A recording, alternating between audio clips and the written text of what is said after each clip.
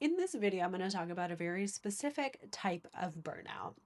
And this type of burnout is when you're completely exhausted, but not necessarily from the workload. It's because there's a sense that something feels off, things don't make sense. You might work in an organization that talks about self-care, prioritizing self-care, but expects you to answer emails at 11 at night. Or you work for somewhere that says they value transparency, but make all these decisions behind closed doors. I call this type of burnout culture clash burnout. And this comes from my Burnout Clarity Framework. There's a free quiz I'm going to drop in the link down below if you want to check out which type of burnout you may be experiencing. My name is Rachel. I am a somatic therapist and coach. And in this video, I want to give you just a better idea of what this type of burnout is, how you know you might be experiencing it, and then go into some strategies you can use to address this type of burnout, as well as teach you 2 somatic practices to help you to reclaim your energy. So here are some signs to look for that you might be experiencing this type of burnout. There's going to be just a general noticing that things seem a little off. Like there is a disconnect from what your organization is saying, what they're expecting of you, what the practice is, and day-to-day operations look like. And then what your experience often is there's a tension, there is a stress, there's a questioning of yourself that happens. Am I being too sensitive? Am I the only one that's seeing this? Are we all just pretending like this is okay? So it's this type of environment that leads to you kind of questioning your own experience, your own trust in yourself, and might be asking you to do things that kind of push you outside of your integrity, or having you prioritize things that are not the priority for your job. So let's say that you are in healthcare, and what is really important to you is providing good client care. The organization may say that that's the priority, but actually what you're expected to spend a lot of your time on is documentation, or you're seeing so many patients that you aren't able to provide good care. And so you're in this place of trying to navigate, how do you stay in integrity, do what you feel is the best for the people you're serving or the mission you want to be serving, and then navigating the expectations of the organization that might be incongruent with that. And let's take a minute to really think about where this comes from. So often when you are looking for a job, when you're getting a job, you're often sold on the mission of an organization. This is a beautiful thing. You want to have fulfilling work. You want to be doing something that is having a positive impact on the world. And so oftentimes that might be a way to get people in the door to work for that organization. But oftentimes there's maybe not enough resources that are available to actually fulfill that mission or profit over well-being, over client care, over innovation happen. And so then there's this performative aspect of the organization saying one thing, performing one thing, their marketing materials, everything is kind of portraying it as one thing, but what the actual practices are very different than that. And you can feel that when you are working in it. And that dissonance can slowly start to wear on you over time. So this can be seen in all types of fields.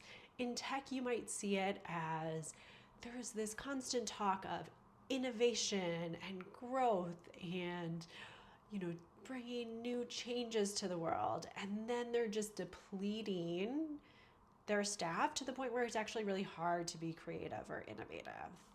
In academia, this might be when you are told that you have intellectual freedom, except if you are not tenured yet, if you are a younger professor, you are constantly having to work, get grants, move through this structure to get to the next level, to find actual stability within your career, and just navigating the politics that come with academia at any level. In healthcare, I kind of talked about this. This might be your, the outward facing is clients first, patients first, but then the reality is that you're not seeing people with enough time to give care. You're just kind of like pushing people in and out like a factory just to get it done. And then the client care, the patient care is impacted. In the nonprofit world, this often looks like you're being sold these ideas of justice and equity, but you are not getting paid, you're burnt out, all the staff are under resourced, and that same equity doesn't seem to extend to the people doing that really important work. So a big part of this is often when leadership doesn't model the values of the organization. I know I worked in nonprofits and healthcare as a therapist for a long time, and this was something that I was always grappling with, where there would be leadership telling us we need to take care of ourselves and do all of these things to ensure that we are able to provide care for our patients, our clients, except the expectations that were put on us were ridiculous in the amount of paperwork and meetings and all of these extra things that got prioritized over actual care that we were providing. And I think often people get put into leadership without having the tools and skills to protect themselves from these larger systems. And then they are also impacted by this incongruence, and it just kind of goes down the line. If you are a sensitive person, I think this can be even harder. I work with so many sensitive people who just notice the subtleties more. You notice when something is off, and you're often the first to kind of call it out or say something. People don't believe you, they might dismiss you, but you can tell that there's this incongruence. And it can be really hard to be in an environment that feels that it's out of sync with your values of who you are, what you want to be doing in the world, and seeing just the imperfection of humans and organizations and really wanting to work towards that mission. All right, getting into some strategy as if this is the type of burnout you're experiencing. The first one is I want you to trust yourself. It can be really easy in these systems where there's values being performed to start to dismiss your own experience, to question your own experience. Did I just make that up? Am I seeing something that's not there? Am I being too sensitive? It's really, really easy when the words are right, when people are saying the right things, when there's marketing materials, there's these things that are being used to portray this particular picture that is so different than your actual experience. So the first thing I want you to do is really trust it. Trust your gut if something is off. And that doesn't mean you have to do anything with that right then, but it can free up energy and give you clarity on what you can do in order to really be in integrity with yourself and the actions you take. So if something doesn't feel right that you're being asked to do, really sit with that, question what it is that feels out of alignment for you. And then from that place, you can make choices with a little more clarity instead of just going with whatever the organization wants you to do, even if it feels out of integrity for you or the stated values of the organization. And then the second piece is around how do you protect your own values? How do you stay in alignment, even if you're surrounded by other people that don't? So if you value care, if you value transparency, how are you practicing that in how you show up? So there's going to be things that you have to do. It's just part of the job, but you have a lot of space within what you're doing and how you're doing it to see if you can maintain your values. It's almost like, how do you give yourself a little more room and trust yourself to make decisions instead of just going with whatever is coming down through the system as what you're supposed to do, how you're supposed to do it, and really give yourself space to decide what feels aligned to you and your values, to why you came to the work in the first place, and try to prioritize that in the work that you do. And then the third strategy is really around how to find your people, how to find other people who might be noticing this dissonance, because it's often really isolating to feel like you are the only one noticing these things, or you start to feel like it's your problem, you are doing something wrong, and that's why you can't function in this environment, or why you're so tired and exhausted at the end of the week. I think it's really important to combat that by talking to your coworkers, to other people, because if you are experiencing it, I am sure someone else is. And so how do you really find your people at work or outside work to help you to stay in alignment? People who have your same values, who care about the same things as you, so you don't feel so alone in it, in yourself, in your life, even within the organization. You might feel like there is a dissonance, but you are going to stick to what's important to you. And sometimes you need people around you to support you in that process. And then finally, you have to get comfortable with asking yourself the hard questions. What are you willing to stick around for? What are you willing to do that feels out of alignment? Sometimes you don't have a choice. Sometimes the reality is you need the job. That is the world we live in. But where are your lines? When is it going to be too much? When you need to leave, or when you need to step back, when you need to do something different? And first, just get clear with yourself. That is always the first step.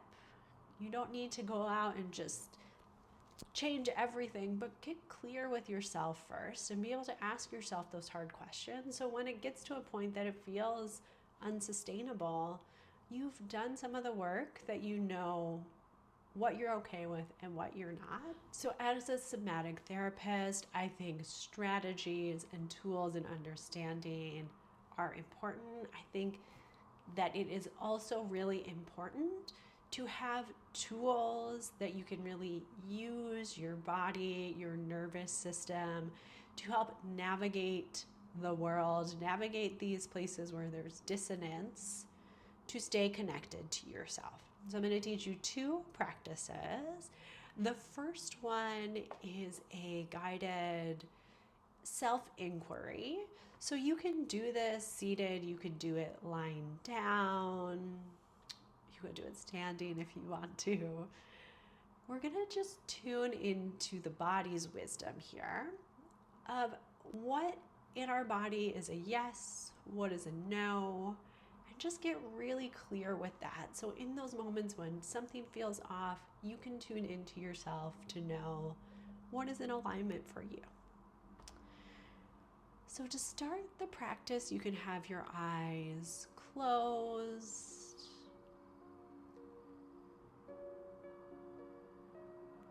You could have a soft focus.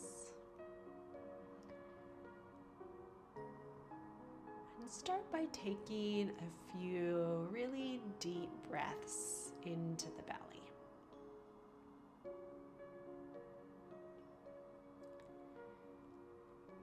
And on the exhale, you could imagine like a wave is coming over and clearing out any stress or tension from your body. Your inhale brings you a little more in connection with your body.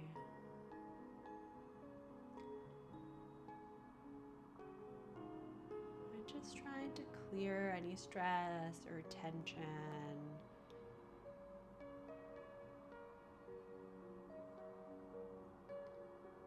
And then just noticing what sensations are in your body right now. Be any places where there's tension or a heaviness or a lightness, a quality of contraction or expansion.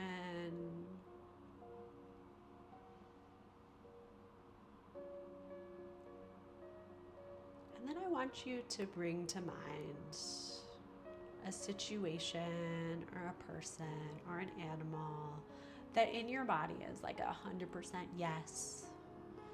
Just a full on yes, I love this thing, this is for me. And bring that to mind and allow that experience to fill your body. As if you were doing that thing, you were with that person, you were with that animal, or in that place. And just notice how that lands in your body. And then bring awareness to the sensations in your body now. Noticing where you feel sensation.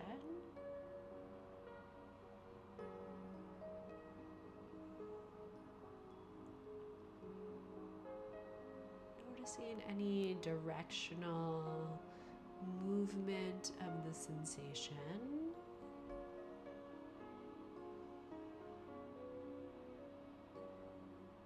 Noticing if there's any temperature associated with the sensation.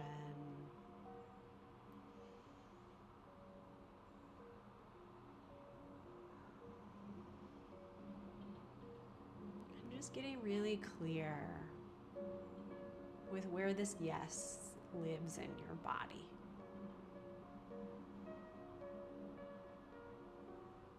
You can write it down, you could say it out loud.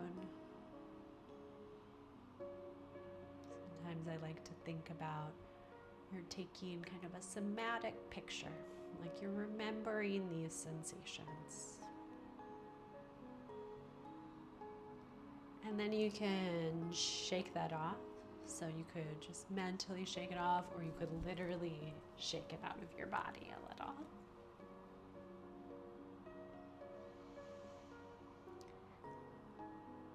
And then just coming back to your breath for a breath or two. And now thinking of something that is a no. Like a hell no, get that thing away from me. That is out of alignment for me. And bring that into your experience. Just like we did with the yes, feeling it in your body, allowing it to land.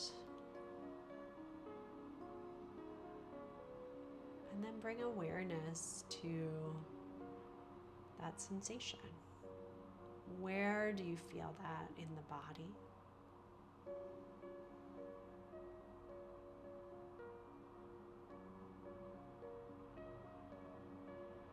Which way is it moving?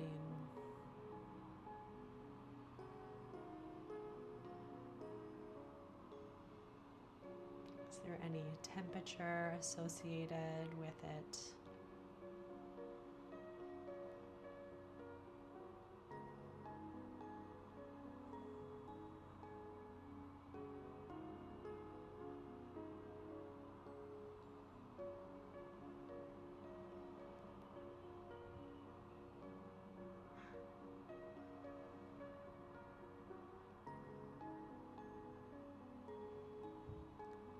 And again, just getting really clear. You can write it down, you could say it out loud, just trying to remember this experience of no.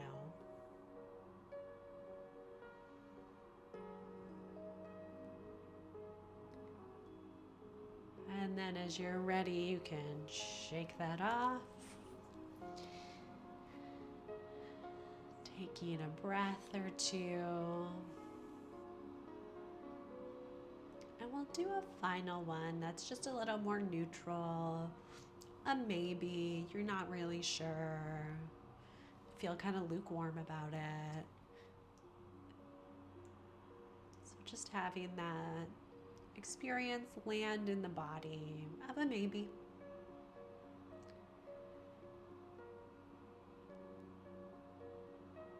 I'm getting clear here. Where do you feel that maybe?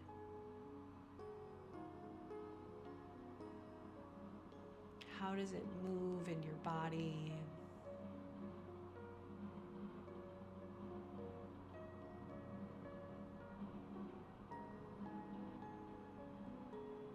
What temperature is associated with it?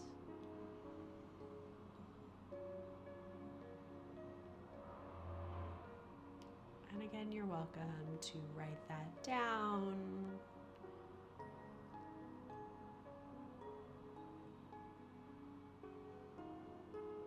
Or say it out loud. Remembering that experience. And then as you're ready, you can open your eyes. If they were closed, you can shake off that maybe. And that's just a quick practice you can use anytime to check in with. That doesn't mean it's the ultimate truth, the yes, no, or maybe, but it's a test of what's aligned for you. So just know you have that practice whenever you need it. All right, this next practice we're gonna do is a way to just release stress. So on those days when it feels like the stress is building up, there's a lot of tension, this is just a quick release. So we're gonna start standing and just start by rubbing your hands together. So just starting to build some heat through your hands. And then rubbing the face, massaging the skin of the face, getting the scalp. And then just starting to brush down the neck, the back of the neck, the front of the neck. And then you could just think about brushing down the whole body. It's like you're brushing the stress off, releasing it down into the ground, and then just coming back to where you started, taking a moment to pause. And then we're going to do a little shaking. So just shaking, you can bend your knees, letting your weight drop into your feet, or even lifting your heels and dropping down, shaking through the arms, just releasing stress. This might turn into a twist. You can really do whatever you want here of just letting that stress go, shaking it out of the body. And then just coming back to center. And taking a moment to notice how you're feeling now. So simple little practice, but perfect for after a hard meeting or at the end of the day to just release and let the stress go from your body. So I hope you have some clear strategies, practices you can use for this type of burnout. And I hope you have a little more clarity and understanding that these are things that are outside of you, that you are not the problem. You are not the reason that you are so exhausted. You're not too sensitive. What you're experiencing is real. I again will link the quiz I have, the free quiz down below, to my Burnout Clarity Framework if you want to see if you have some other types of burnout as well. I'm going through a series of these videos for each one of the types, so subscribe if you want to stay up to date with those. And thank you for being here, coming to my channel for the place where you can slow down and tune in. I can't wait to see you in the next video.